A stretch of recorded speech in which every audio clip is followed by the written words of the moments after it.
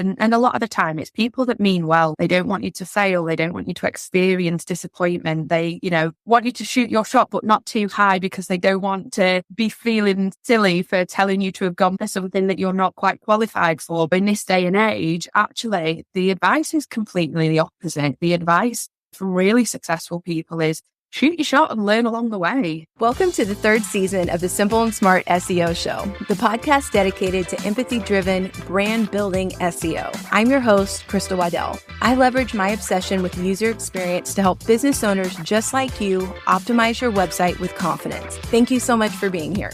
Let's jump into another great episode. Welcome to the Simple and Smart SEO Show podcast. I am here with a new friend from across the pond, and I'm so excited to chat with her. I know you guys are going to love her. Her name is Charley Brennand. Oh my gosh, she's so funny. And I ran into her on the streets of LinkedIn, and it was funny how we had a few different things in common. But before we jump into that, Charley, welcome to the show. Thank you so much for coming on the Simple and Smart SEO Show podcast. You are so welcome, and I am psyched to be here. I'm so excited for this conversation. After our 5-minute pre-recording conversation, I feel like this is already going to be a hit. Yeah, I know. I think that's what's really great about not only podcasting, but like LinkedIn and just social media in general. When it's really done well, you feel like you've made a new friend online. And I think that can even be true on the business side. I'm glad that you're here. And I want to tell everybody the reason why Charley got my attention initially was because in her profile, she has one simple mission. That's exactly what it says. It says one simple mission: to make PPC more accessible and to inspire the underdogs. And if that didn't speak to my soul, I don't know what could. So could you tell us why that is your mission, how that came to be? Yeah, of course. I think, look, like anything, I think you have to understand your purpose, your reason why, whether you are knee deep in Simon's the Next podcasts or those types of really inspirational people that are like, hey, once you found your why, everything's easy. Ultimately, not everybody's why is super, super easy, nor is everybody super, super clear. But for me, I guess I've always been somebody that people massively underestimate, whether that's because of my upbringing or I've never quite fitted in the mold of the places that I've been, whether it's my attitude towards certain things. There's a lot of people that struggle with certain authority types, and I quite happily fall into a bucket of those people. But yeah, I think ultimately it comes from being underestimated and actually the impact that can have on your own ability to see your potential. If you have got people that are more advanced, more experienced, more everything than you, underestimating you and saying, I don't know if you have the ability, I don't see you have the ability, you're never going to really be equipped with beliefs that are conducive to wanting to grow yourself. They're jam-packed with a bunch of limiting beliefs. Yeah, it has come from own personal experience, certainly, but the PPC side of it is, I guess, to be honest, I'm not a super technical PPCer, right? Obviously, SEO side of things, you can be one or the other, you can be both, but there is almost quite a clear divide of there are two components to it. For PPC, it's always been very technical, very data heavy, you are a numbers person, you're a data person. And actually, the thing that's made me quite successful in my career is my ability to see past the numbers and really excel in some of the softer skills that perhaps typically don't come from people that are technical, or they're not naturally.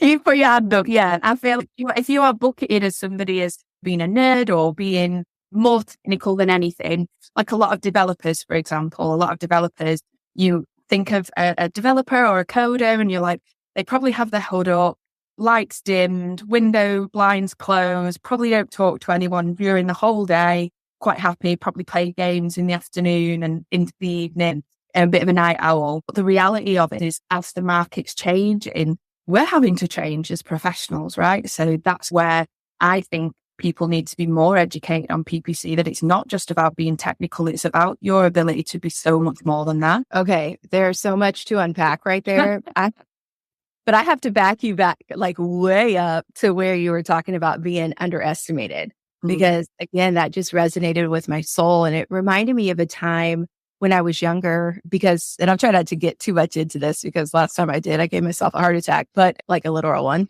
I'm of mixed race. My father's Black, my mother's white. And there was a person that was very close to us that really genuinely, I think, believed that I was incapable of doing certain things because I was part of a minority. And I remember feeling like that growing up. And then when I graduated from the University of Kansas here in the States, I remember him just looking at me with this look of awe, like, you actually could do that. And so it's interesting. I never really thought about myself as feeling as one of those that had been underestimated, but I completely identify with it, like completely identify with it.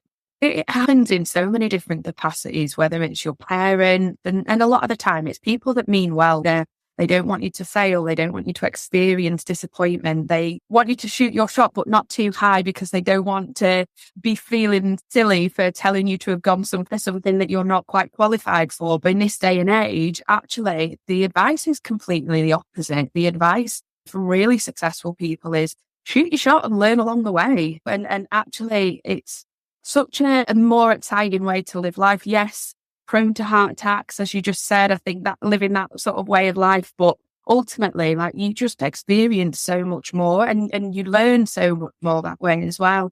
I love that. And you're talking about like just not having a fear of failure. And it's rare to meet someone who's not afraid to fail. That's what you sound like. Is that right? Am I picking up the right thing? Do you know a speaker called Michelle Pola? Have you ever heard of her? She's really interesting, right? She's Hispanic, I believe, and she's actually quite a big public speaker over in America. She is incredible the way she articulates it. And she was quite famous for basically just being really scared of loads of things. So she committed to filming 100 days of facing her fears. And honestly, how she describes it is courage isn't the absence of fear, right? It's not.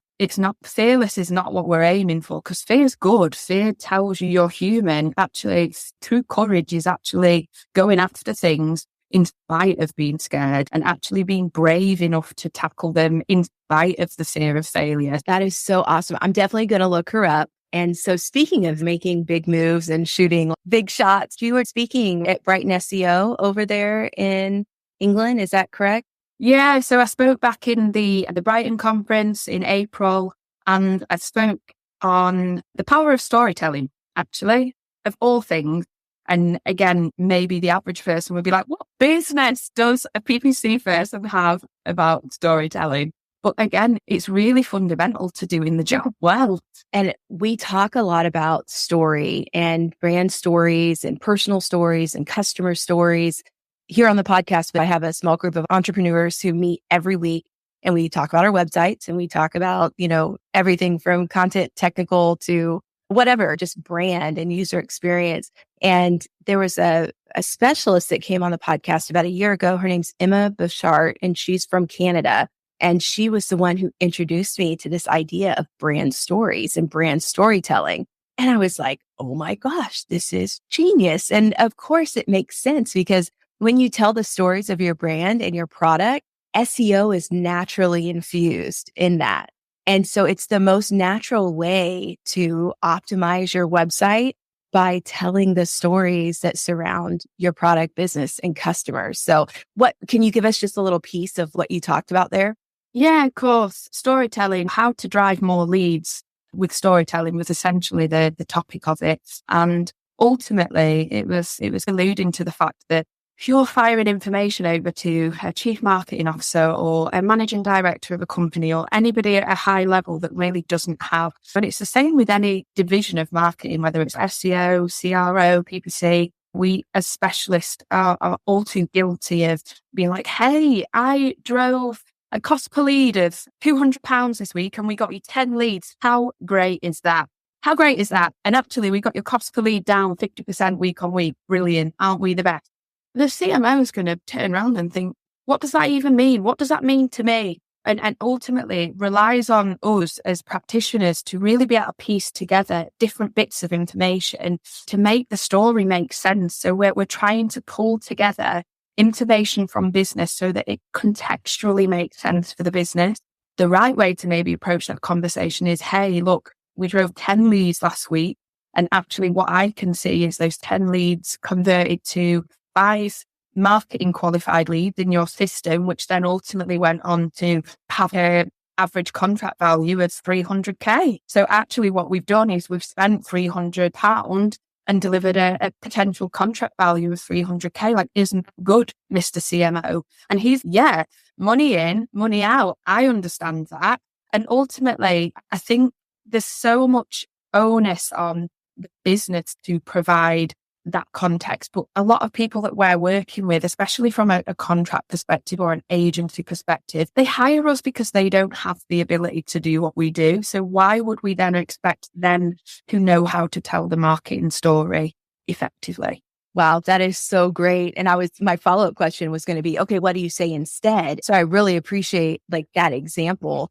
I've noticed so much of just all communication, whether it's in business, whether it's in SEO, whether it's just in life, is all about translating in some way, form, or fashion. And so that was just a beautiful way to show how you translate marketing speak into something that people can actually have a normal conversation about. Well done, girly. Okay, so it's the same with SEO though. It's the same for every single division. SEO probably have it harder because a lot of the time it's like, I've hired someone in SEO, a month later, what are my results? When you're going, oh, it takes longer. Obviously, I'm not an SEO specialist, but it's really being able to go, okay, but what KPIs matter to them? Have they increased their market share? Have they increased their visibility on key areas that actually the business wants to grow? So it might be that some fashion brand, they're an up and coming fashion brand, their business objective is to increase their market share by 10% this year.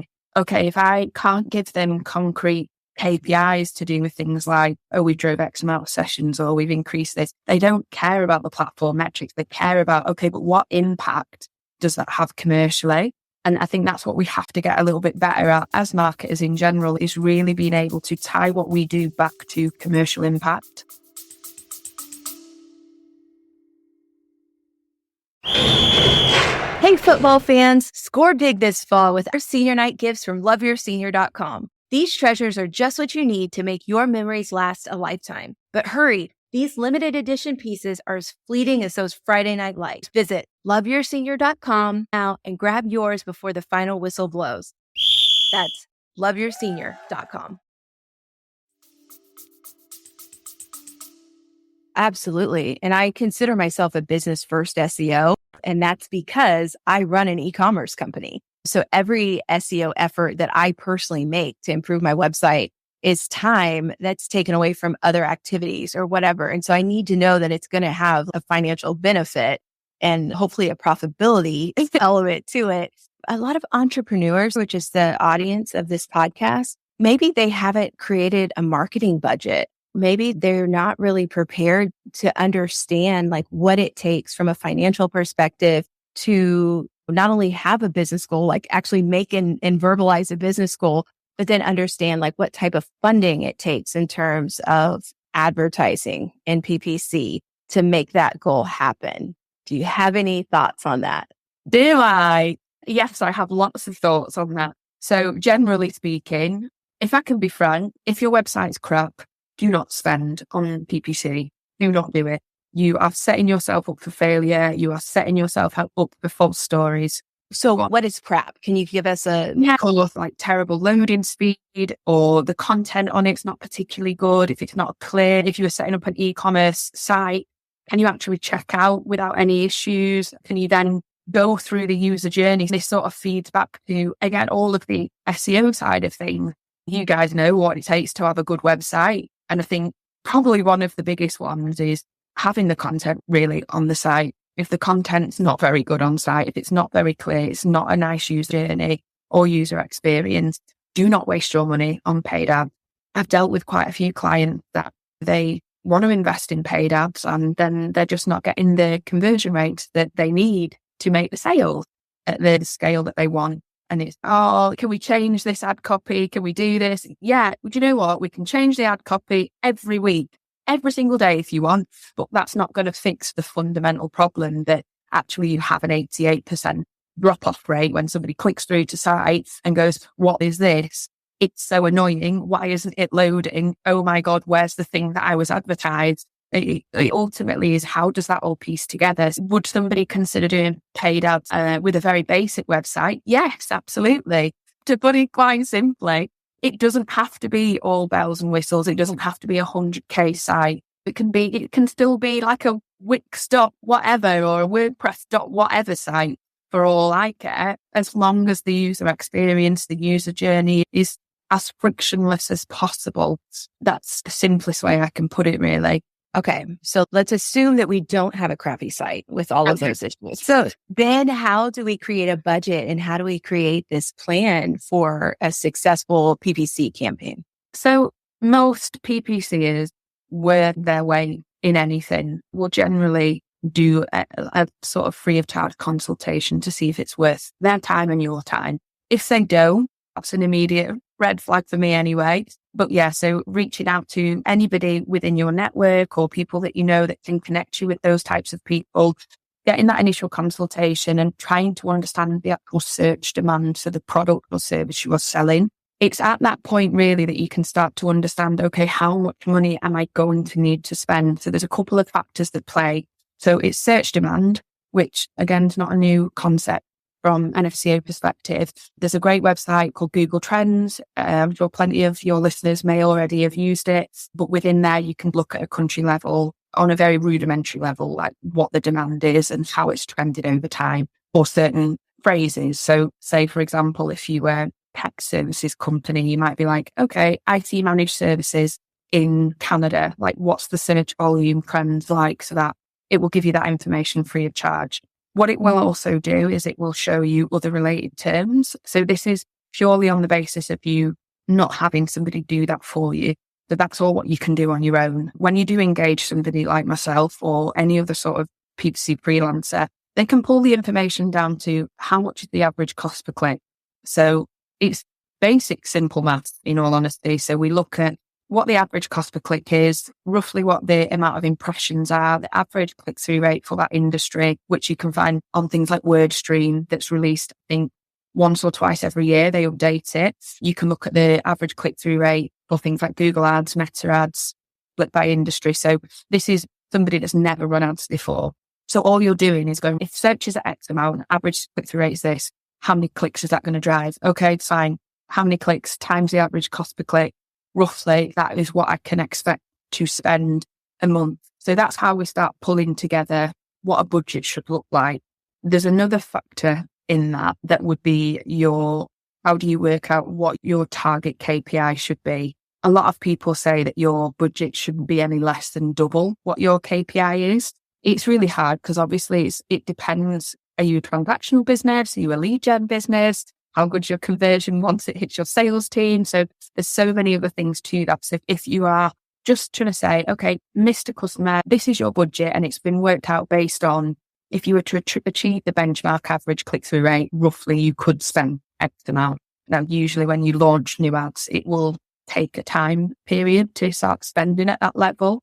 And obviously it depends on the quality of your ad copy, how competitive the industry is. Again, somebody like myself will be able to, by keyword, actually see how competitive each of these terms is. So that is basically saying how close to that top end CPC will you likely be pushed because somebody else is bidding on it. So you can see competition index rate within Google Ads. So none of this is finger in the wind, so to speak. It's very much based on Google data. Today I feel like £5 cost per click. Although arguably that's exactly how PMAX operates, but we won't go there. Yeah, so there is a whole database of data that Google trawls. It goes, okay, there's average 40 searches a month for that term. This is the average cost per click. This is the average click-through rate. So this is what you can expect. So that's, I suppose, on a very basic level, how we would put together the budget.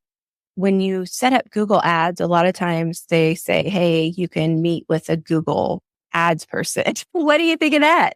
One, don't do it. Yeah, I'll be honest. I think until you are FTSE 250 company, is FTSE global? Or is that just UK?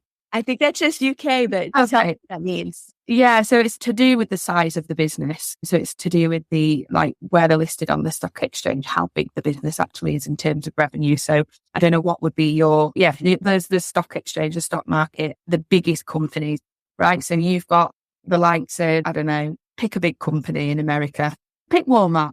So Walmart probably spend an absolute obscene amount of money on advertising. So their Google account manager is worth their weight in gold, because we'll go, hey, this is somebody that spends a ton of money with us and allows us to pay all of our staff and have our nice fancy meals out and all the new stuff that we want to buy for the office and label it with Google. So those are great account managers because they are fundamentally tasked with helping them achieve their business goals. Unfortunately, the further down the ladder you go in terms of spend and business size, the less helpful the Google reps tend to be. And it's not through any fault of their own, other than most of them are outsourced to call center farms in India or Europe or the US or wherever it might be. And their only job is to just answer the question and to sell the product. They're not specialists. A lot of them probably have maybe worked for Google for 4 weeks, but you end up speaking to. So they don't really have that fundamental understanding of how do we achieve your business goals. All they're focused on really is achieving Google's business goals, unfortunately. And we jumped into it, and I even said PPC. But for those listening who aren't familiar with some of these acronyms, like PPC, CPC, could you tell us what those are and explain what the acronym means? Of course. So we love a good acronym in PPC. I would say we deal 70% in acronyms.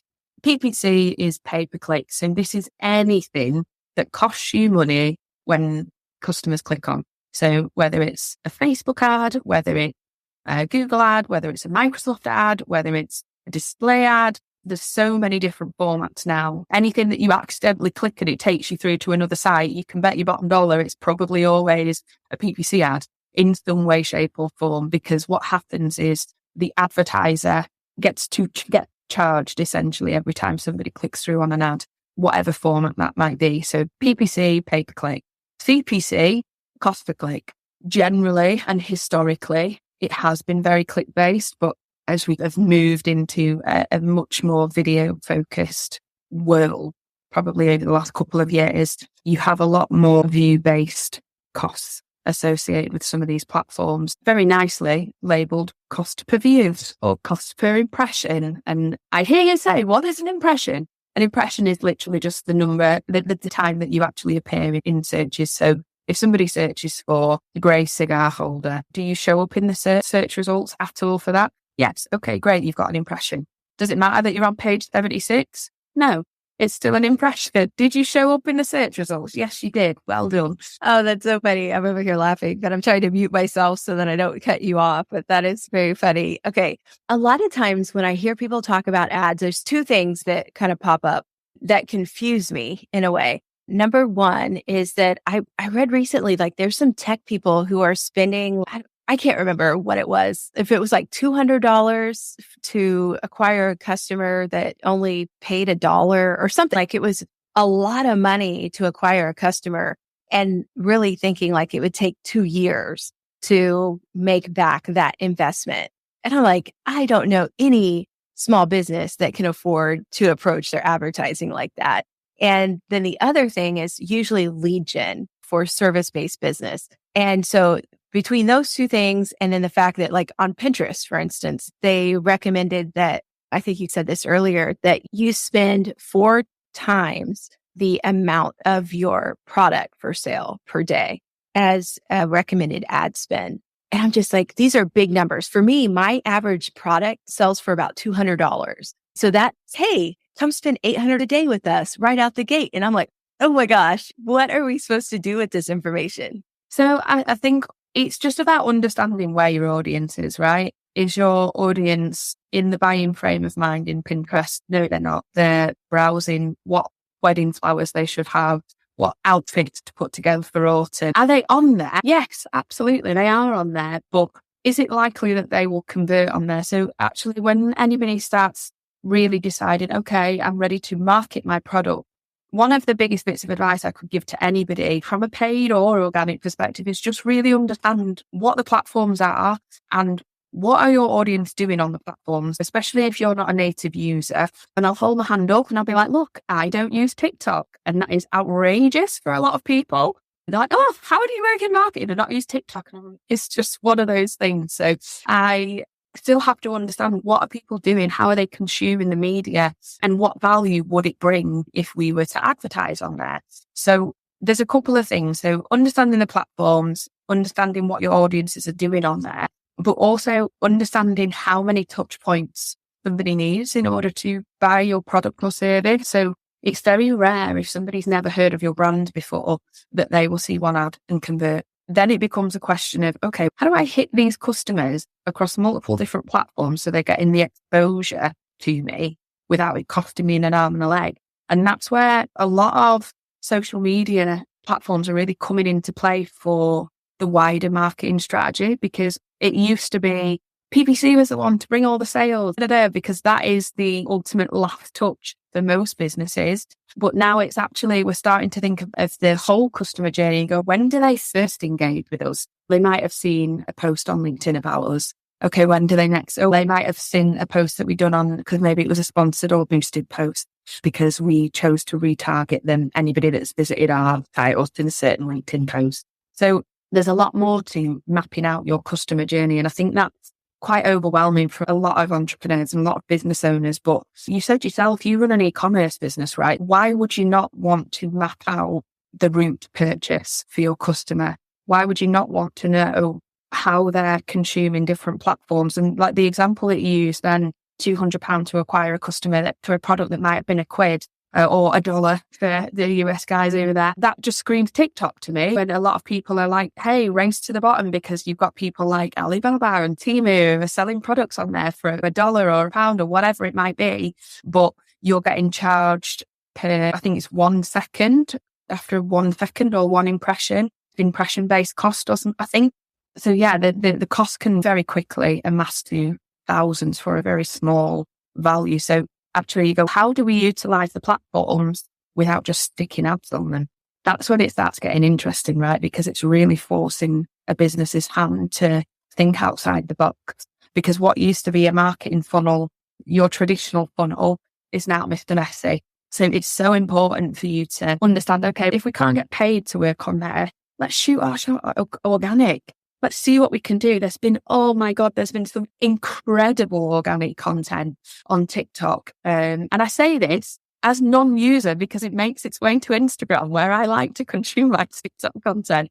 Like, we don't have the budget to do that unpaid, but why should we not attack it from an organic perspective? And a lot of that, again, is just based on fear of the unknown, fear of not understanding how the platform works. But the beauty of the organic side of it is it doesn't cost you anything except your pride. Yep. And a little bit of time and research and actually putting it together. That's the lowest barrier to entry for an entrepreneur to get their brand exposed online. Jonas Sickler, who works over at Terakeet in the US, he came on the podcast and talked about owned asset optimization, which is a super fancy name for this thing that I called perfect product promotion. But owned asset optimization, I like it much better. It's like where you take your owned assets, which are like your graphics, your website, just the things that you have ultimate control over, and then you distribute them across the internet. And that's what I've been doing for years. And it's the ultimate organic approach where a lot of people say, oh, you don't have to be on every platform.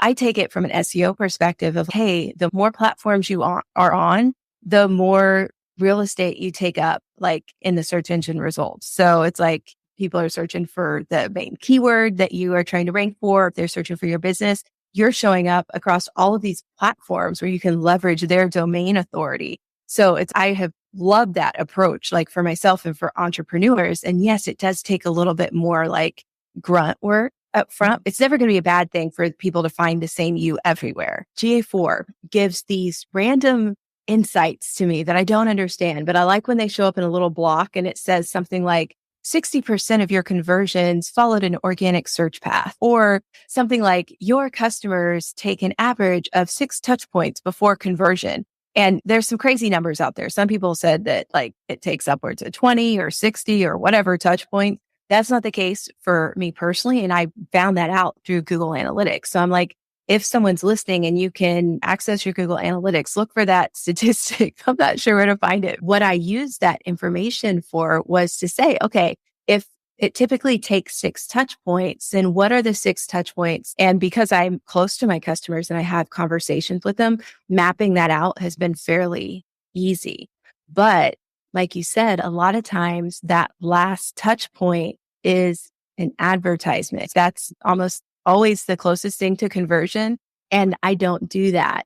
So it's just making me think, okay, am I missing an opportunity there by not having a PPC, just relying mainly on SEO? Would you pull in some more work and sales? Possibly. But again, it just totally depends on the competition there. For what it costs you now to acquire a customer, that cost would only go up, right? So if it's already like quite a fine cut ratio, that's the question you've got to ask yourself, okay, do I actually have the budget to scale? Because that's what you're doing. You're not changing the way you work. You're just scaling it up from what you've got right now. And I think it's a really good point. Once you understand how many touch points it might take, it's about just reassessing your expectations of your marketing efforts, right? Because if you're just serving one type of ad one time and expecting sales to roll in off the back of it, when you know that it takes 6 touch points for somebody to convert, soon you go, okay, cool. What else can I be doing? What else can I reach them on? What else can I be doing to make my marketing efforts more robust? Because that's all it is, right? That's all it is, just making your marketing efforts more robust, more shop windows, exactly as you said then, to making your business take up more space on the internet. And there's more businesses than ever before on the internet. It is important. It is important to do that. Taking up more real estate, yeah, sometimes it results in more sales, sometimes it doesn't, but that would be something that you would find out fairly quickly after a little bit of investment. If you already have a really strong website, if you already have a steady flow of sales coming through, it should amplify what you've got rather than detract. So all of a sudden, if you are looking at your Google Analytics and you're like, hey, PPC now accounts for, 30 sales a month, but all my SEO sales have gone, you'll be like, actually, I'm just analysing my SEO sales. So it's really about taking small and concentrated efforts, especially when the budgets are a little bit smaller. One thing with smaller budgets is that the data just flows in a little bit slower. So that can sometimes be a challenge. If you are a business owner, an entrepreneur, and you are strapped for cash from a paid ads perspective, just know that it will take you longer to learn the smaller your budget is, because Google deals in data, as do all of the bidding platforms. They deal in data. So the lower your spend is, the less data they are able to pull through on a daily basis, meaning the less they are able to piece together that journey and go, okay, when I spend this happened. When I spend this happened. That's not to say go spend 10 grand in one day. Definitely don't do that. That is not me advocating for lunacy. But yeah, it's just to be mindful that with every option you choose, there will be an opportunity cost to it. That is so amazing. Okay, so who is like a best fit for working with you? And if they would like to work with you and learn more about you, how can they find you, Charley? Oh, if they want to work with me, it's a terribly sad story that I am up to my eyeballs in it. They can't, even if they wanted to. I'm really sorry. Unless you are Nike or Adidas. Those are like up there with some of my dream clients to work with. If you're listening to this and you work one of those brands, holla, baby, in the most cringy way. No, in all seriousness, people want to find me. Typically, I would say LinkedIn is the best way to find me. Honestly, if you want to start following me on Instagram, do it. I tend to post mostly about my inability to stop drinking coffee and my son generally. Yeah, nothing work related too much on there. So LinkedIn's the best way to find me. But there are some really exciting projects that are coming up, which hopefully will start echoing across the pond. And you'd be like, oh, I heard about this girl on this podcast ages ago. She was at that conference. And I don't know what you can actually translate out of that little mumbled heebie-jeebie that I just gave you then. But ultimately, I'm planning to launch a performance marketing conference next year in my hometown of Manchester in the UK. Yeah, it's super exciting. I also plan to launch a PPC apprenticeship that is government backed. So that will be coming out at the end of this year with the learner cohort starting the start of next year, I believe. So there's some really big things happening. But ultimately, you asked me at the beginning, inspiring the underdog. What does that mean? Like, where's that come from? It's honestly just trying to give people what I didn't have. Maybe that's the mum in you. Maybe it's not wanting people to struggle the way you struggled, but also seeing a problem and going, hey, I've got a solution. It's not that I'm not fearful of failure. I just think, if not me, somebody else will do it. So why not me? I think that's what we have to start asking ourselves a little bit more often, right? Is why not? What is the reason not to do something? What is the reason not to try PPC or not to invest in your website? What is the reason to not take that chance on a business venture? If it fails, guess what? We learn, we move on, no one dies. That amazing advice. Very inspiring, especially the part about us not dying. Like, that's the really good part. But seriously, Charley, you're awesome. I will link to all of the stuff that you talked about in the show notes.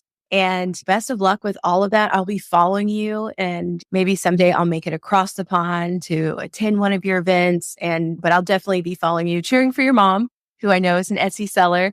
And yeah, this has been amazing. So thank you so much for coming on today. Thank you for having me. It's been so lovely. All right, guys, I will catch you next time.